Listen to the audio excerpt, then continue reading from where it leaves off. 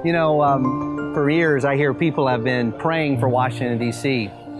What's so interesting is that at first I thought it had been just like a few years, but come to find out it's been 20, 30 years. And it's amazing how finally, after a long time of praying, God can bring something to the forefront that was behind the scenes now there, right? And so it was October 2014 where was the first Washington prayer gathering that happened down by the Lincoln Memorial. And it all was kind of started by a group of pastors just confessing the fact that we weren't getting the job done, that we weren't unified the way we needed to be, and that God wanted to work more with us as a team. And so we prayed, we repented, we said, God, forgive us. And then we called people to pray. And on that very first gathering on Columbus Day in October, there was like 5,000 people that showed up to pray. And that was just the beginning of something that began to blossom through that year, so that the next October, I think there was 9,000 people there. And then after the 9,000 people, God said, it's not just enough to get together and pray, but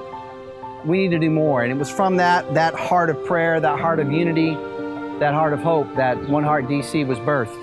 And God just began to do amazing things.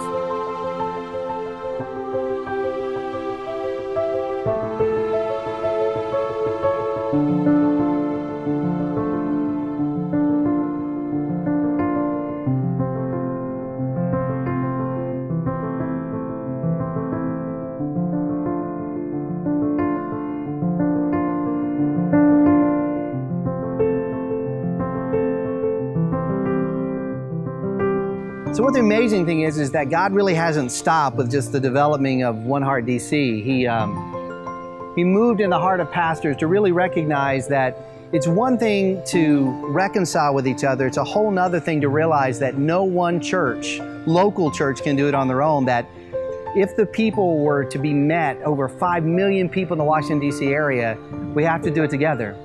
And so we began to work together, and we began to pray together, but then do events together, and then trade pulpits, and to have racial reconciliation moments and worship nights. And from those moments, what we began to see is more and more, not just pastors and not just people who are the leaders in a church, but everyday people who make up the church, who are needed to make the difference, come together.